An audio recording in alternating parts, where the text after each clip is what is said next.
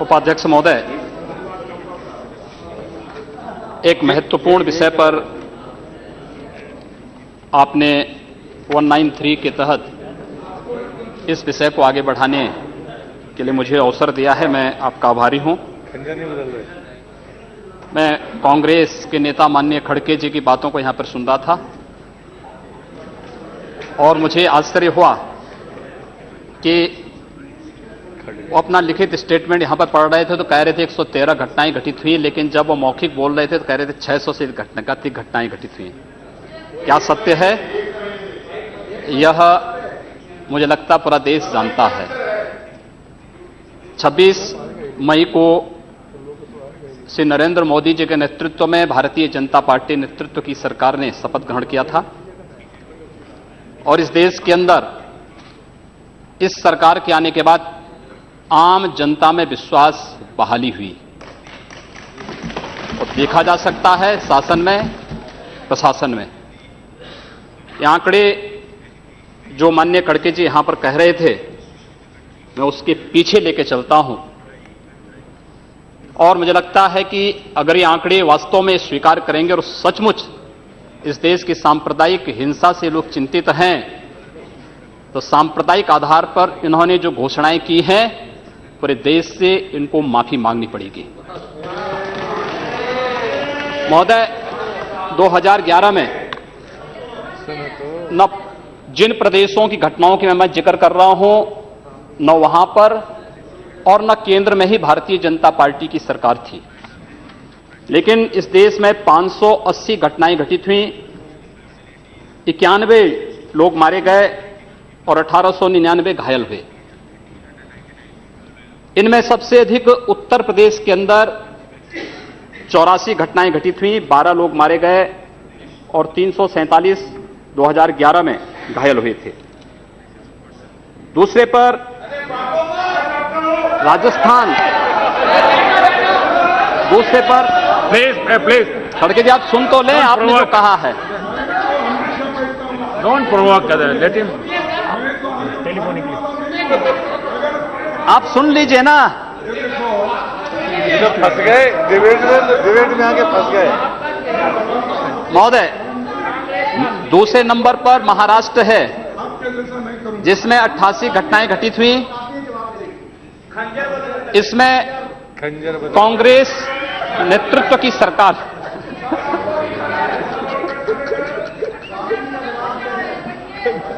88 घटनाएं घटित हुई, 15 मारे गए। तीसरे पर कर्नाटक, ये भी कांग्रेस की सरकार यहां पर है, इसमें 70 घटनाएं घटित हुई और उसके बाद केरल में 30 घटनाएं घटित हुई। 2011 की बात कर रहा हूं। 2012 में 668 घटनाएं घटित हुई, 94 की मौतें हुई और 2117 घायल हुए। 2013 में केंद्र में कांग्रेस नेतृत्व की ही सरकार थी और 823 से अधिक सांप्रदायिक हिंसा की घटनाएं पूरे देश के अंदर घटित हुई। यद्यपि कानून व्यवस्था राज्य का विषय है और राज्य सरकार की जैसी मंशा होती है, वहां का राजनीतिक नेतृत्व जैसे होता है, वहां का प्रशासन उसी प्रकार की कार्रवाई करता है। मुझे लगता है ईमानदारी से इन लोगों ने विश्लेषण किया होता और अपनी केंद्र सरकार और अपने या अपने से जुड़े हुए अपने सहयोगी दलों के द्वारा जो संचालित सरकारें हैं, उन सरकारों के सांप्रदायिक एजेंडे पर ध्यान दिया होता। ये पोलराइजेशन आखिर हो क्यों रहा है? पोलराइजेशन के कारण क्या है?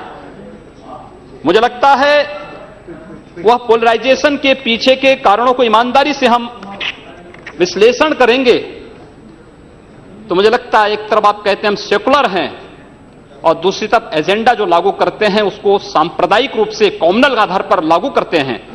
इस देश में 12 लाख से अधिक साधु संत और पुजारी रहते हैं, लेकिन ये लोग इमामों के लिए वेतन की घोषणा करते हैं, एक पक्षीय कार्रवाई करते हैं। क्या एक सेकुलर एजेंडा है?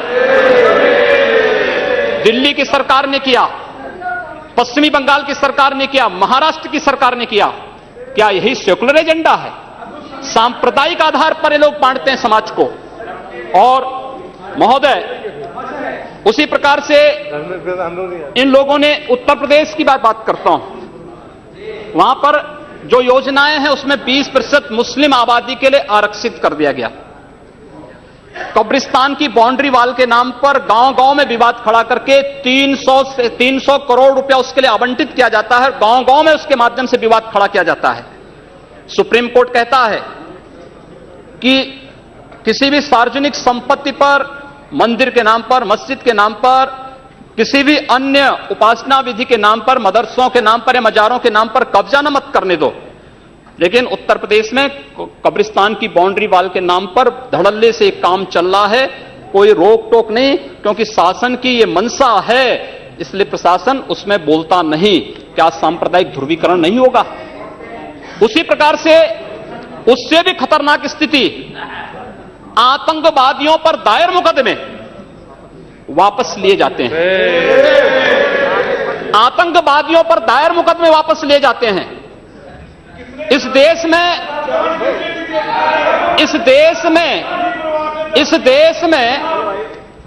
जो लोग राष्ट्रीय सुरक्षा के लिए खतरा बने हुए हैं, जिन लोगों ने राष्ट्र की संप्रभुता को चुनौती दी है, जो लोग लगातार भारत की संप्रभुता को चुनौती दे रहे हैं और देश में हिंसा को बढ़ावा दे रहे हैं, उन लोगों पर दायर मुकदमे, चाहे वह राम जन्मभूमि पर आतंकी हमले का मामला हो या संकट मोचन मंदिर काशी में सीआरपीएफ कैंप रामपुर का मामला हो या गोरखपुर के सीरियल ब्लास्ट का मामला, रघुनाथ मंदिर, ये जितने भी मामले हैं, इन सभी मामलों में जिन आतंकवादियों के खिलाफ मुकदमे दर्ज हुए थे, उत्तर प्रदेश की सरकार ने वोट बैंक के लिए उन मुकदमों को वापस लेने का कुत्सित प्रयास किया। न्यायालय अगर बीच में नहीं होता तो संभवतः अब तक वे आतंकवादी बाहर छूट करके पुनः नरसंहार कर रहे होते, जिस प्रकार से उत्तर प्रदेश के अंदर और प्रदेश के अंदर हुआ है। और उसके बाद भी ये कहते हैं कि सांप्रदायिक हिंसा बनी रहे। महोदय, चर्चा का विषय होना चाहिए कि आखिर सांप्रदायिक कौन है? कौन है सांप्रदायिक? कौन सांप्रदायिक है? और मुझे लगता है इस पर चर्चा होना बहुत आवश्यक है। महोदय, जो हम लोगों ने जाना है, जो हम लोगों ने समझा है, इस सांप्रदायिक वह होता है जो कहता है कि मेरा इष्ट या मेरा देव या मेरा पैगंबर ही सर्वश्रेष्ठ है। उसके मानने वालों को तो जीवित रहने का अधिकार है, शेष को नहीं। मुझे लगता है वह सांप्रदायिक है।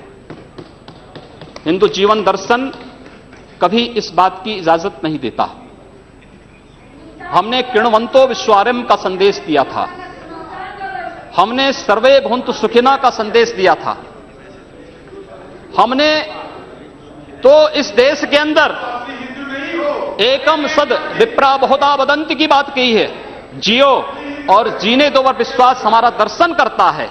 और दुनिया की कौन सा मजहब और कौन सा ऐसी कौम है जिसको विपरीत परिस्थितियों में हिंदू दर्शन ने अपने यहां शरण न दी हो, उसको फलने फूलने का अवसर न दिया हो? कौन सा ऐसा है दुनिया के अंदर? लेकिन आज जिस हिंदू दर्शन ने सबको शरण दी, सबको फलने फूलने का भरपूर अवसर दिया, आज जब उसी के खिलाफ षड्यंत्र होना प्रारंभ होता है तो उसे एकजुट होना तो पड़ेगा ही। और मुझे लगता है इन लोगों के कर्मों का फल है कि पूरे देश का हिंदू जनमानस आज इस बात के लिए तैयार हो रहा है कि उसके खिलाफ आज शासन तंत्र से जो षड्यंत्र हो रहे हैं उसका जवाब अपने स्तर पर देना ही पड़ेगा। और आज वही स्थिति सामने आई है। महोदय, मैं पूछना चाहता हूं इन लोगों से, जब भारत का मुसलमान हज यात्रा करने के लिए जाता है, महोदय, जब हज यात्रा करने के लिए जाता है, उसकी पहचान तब भारतीय के नाम पर नहीं, पाकिस्तानी के नाम पर नहीं, बांग्लादेशी नाम पर नहीं, भारतीय उपमहाद्वीप का जो भी मुसलमान हज यात्रा करने के लिए जाता है उसकी पहचान हिंदू नाम पर होती है, उसकी पहचान भारतीय, पाकिस्तानी या बांग्लादेश के नाम पर नहीं। लेकिन अगर उसी हिंदू पहचान को हम इनके ऊपर यहां पर लागू करने का प्रयास करते हैं, इनको बुरा लगता है। हिंदू हिंदू सांप्रदायिकता नहीं, हिंदू राष्ट्रीयता का प्रतीक है और भारत की राष्ट्रीयता का प्रतीक हिंदुत्व को बदनाम करोगे तो उसकी कीमत चुकानी पड़ेगी इन लोगों को। और इसलिए महोदय, मैं आप सबके आपके माध्यम से एक बार कहना चाहता हूं, महोदय, एक बार गुरुदेव रविंद्रनाथ टैगोर ने कहा था, गुरुदेव रविंद्रनाथ टैगोर ने एक बात कही थी। उन्होंने कहा था अगर भारत को समझना है, अगर भारत को समझना है, बैठ जाइए आप, फालतू बात करते हैं महोदय। उन्होंने कहा, गुरुदेव रविंद्रनाथ टैगोर ने एक बात कही थी और उन्होंने कहा था कि अगर भारत को समझना है तो मैं भारतीय अस्मिता को पहचानना पड़ेगा, और भारतीय अस्मिता को पहचानना है तो स्वामी विवेकानंद के बारे में आप जान लीजिए। स्वामी विवेकानंद ने एक बात कही थी कि गर्व से कहो हम हिंदू हैं। स्वामी विवेकानंद ने एक बात कही थी कि गर्व से कहो हम हिंदू हैं। स्वामी विवेकानंद तो सांप्रदायिक नहीं थे, स्वामी विवेकानंद तो किसी पार्टी के नहीं थे। स्वामी विवेकानंद ने तो भारत का प्रतिनिधित्व किया था पूरी दुनिया के अंदर, और दुनिया के अंदर जो हिंदू आज पूरे देश के अंदर, पूरी दुनिया के अंदर अपनी सहिष्णुता के लिए पहचाना जाता था, आज उस हिंदू के साथ किस प्रकार का व्यवहार किया जा रहा है, वह कश्मीर से विस्थापित होता है, उसे कश्मीर से निकाला जाता है। एक भी बार इस सदन में चर्चा नहीं होती है, इन लोगों का मुंह नहीं खुलता जब कश्मीर से 3.5 लाख की संख्या में कश्मीरी पंडित निकाले जाते हैं, तब ये लोग नहीं बोलते। पिछले 2012 में असम के अंदर 3 महीनों तक बोडो जनजाति के लोगों को मारा जाता रहा, कोई नहीं बोला। महोदय, कोई नहीं बोला। जम्मू कश्मीर के बाद जम्मू कश्मीर के हिंदुओं के मारने पर कश्मीरी पंडितों को उनके घरों से बेदखल कर दिया गया, एक भी बार ये लोग बोले नहीं, इनको पीड़ा नहीं हुई। दुनिया के अंदर ये अपने आप में बिरला उदाहरण था जहां पर अपने ही देश में अपने ही जानने वाले लोग विस्थापित होकर के खाना बदोश की जिंदगी जी रहे हैं। उस शर्मनाक घटना की निंदा एक भी बार इन लोगों ने नहीं की। मुंबई के दंगों पर ये लोग मौन रहे। जमशेदपुर और भागलपुर के दंगे कांग्रेस के समय हुए थे, एक भी बार इन लोगों ने उस पर चिंता व्यक्त नहीं की। और तो और 1984 में इस देश के अंदर जिन सिख गुरुओं का योगदान इस देश को बचाने और इस देश की धर्म और संस्कृति, इस देश के समाज को बचाने में बहुत महत्वपूर्ण थी, उन सिखों के कत्लेआम पर भी इनको शर्म महसूस नहीं होती है। और आज लोग इस देश के अंदर बात करते हैं सांप्रदायिक सौहार्द की, इनका पूरा चेहरा सांप्रदायिक हिंसा से रंगा हुआ है, सांप्रदायिक एजेंडे से रंगा हुआ है। और इसीलिए बंधु महोदय, इस देश के अंदर असम में क्या हो रहा है, बांग्लादेशी घुसपैठिए इन लोगों के अपने हो गए और इस देश में लाखों वर्षों से रहने वाला समुदाय पराया हो गया। इस देश के अंदर महोदय, असम में बांग्लादेशी घुसपैठियों के कारण Kokrajhar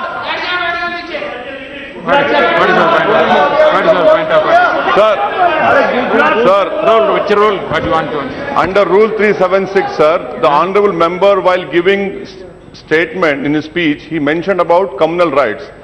I request you that 2011 he has given a figures. Those are wrong figures. No, he has completely forgotten 10 to 2013. No. My question was there, sir. You cannot give wrong figures. Gujarat was the highest number followed by Madhya Pradesh. I have my question over here answer. I request you to check the record. Please. Sir, Please take it. Please. Say. No. Please. See, Anish my leg. See, I'm on my leg, please. See, the member is speaking and giving some figures. You are disputing that figures. No. In your speech you can say. There is no ruling. There is none out of. During your speech you can speak. You reply that. During your speech you can counter it. Not. When your time comes, you at that time can dispute it. You continue. You can nothing will counter. उपाध्यक्ष महोदय,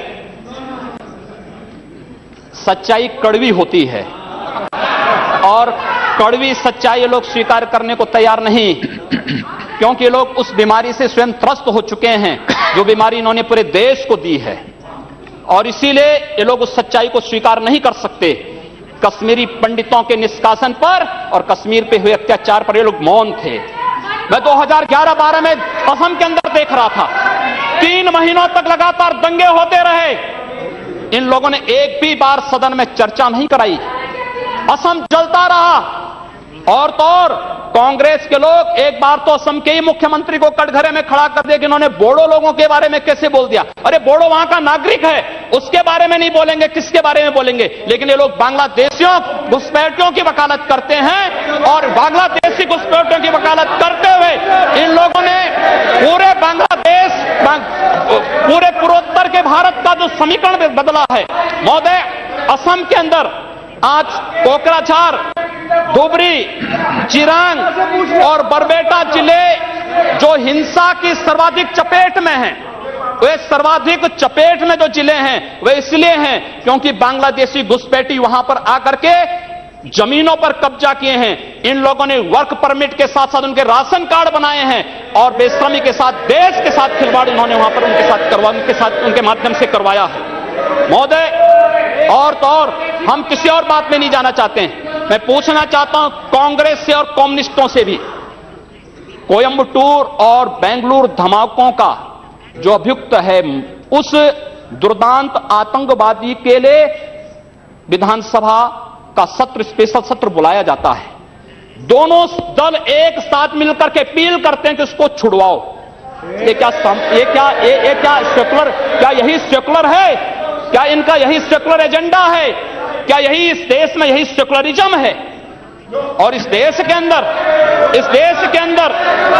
महोदय, इस देश के अंदर क्या हुआ था?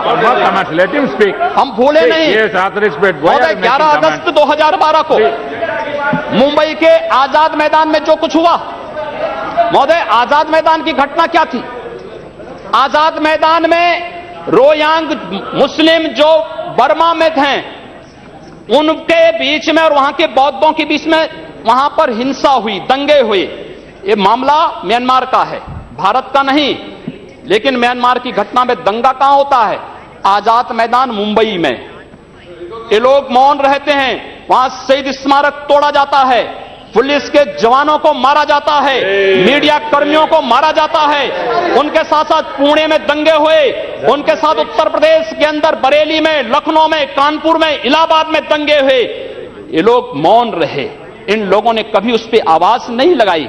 ये लोग मौन रहे उस घटना पर। ये वही लोग हैं जो आजाद मैदान की घटना पर मौन थे और बाबा रामदेव पे, उन सत्याग्रहियों पर ये लोग रामला मैदान पे लाठी चार्ज करके बेशर्मी के साथ वंदे मातरम का गान करने वाले देशभक्तों पर लाठी चार्ज करते हैं। ये लोग देश के अंदर सांप्रदायिक हिंसा की बात करते हैं। सांप्रदायिक हिंसा किसने फैलाई है? कौन फैला रहा है इस देश के अंदर? कौन इस देश के अंदर सच्चर कमेटी के नाम पर समाज को बांटने का कार्य कर रहा है? इन लोगों ने सांप्रदायिक आधार पर 1947 में देश को बांटा है और आज पुनः देश को बांटने की साजिश के तहत पाकिस्तान के एजेंडे पे ये लोग कार्य कर रहे हैं। और इसलिए महोदय, जब उत्तर प्रदेश के अंदर की जो घटनाएं आई हैं, उन घटनाओं पर अगर आप नजर डालेंगे महोदय, जो घटनाएं हुई हैं, उन घटनाओं के बारे में अगर मैं आपके सामने रखूं तो घटनाएं अपने आप में चौंकाने वाली घटनाएं हैं। और वे चौंकाने वाली घटनाएं कितनी खतरनाक हैं। Please. Sir, Rule 380. I'm quoting. What is the point of order? No, I will ask. Rule 3. Sir. I am raising a point of order. While speaking, the member already made a defamatory statement. If the speaker is of the opinion that words have been used in debate which are defamatory or indecent or unparliamentary or undignified, he used the word that we already raised the issues of communal violence. We are not against anybody. We want a secularism to be maintained in this country. Therefore, we made a discussion. But honorable member, while discussing, honorable member, while discussing, he used the name of Pakistan.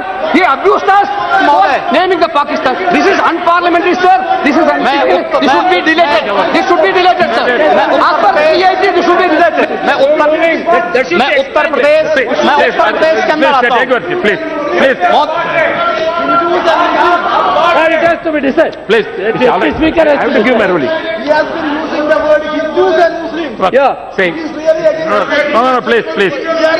No, see, you have raised certain objections. If any objections is in regard, that will go through and we'll explain you. Please continue. What do you have to say? उपाध्यक्ष महोदय, सांप्रदायिक agenda इन लोगों का है, हमारा नहीं। हम लोगों ने पूरे देश को एकजुट करने का बात किया था। हम लोगों ने तो नारा भी दिया था कि सबका साथ और सबका विकास।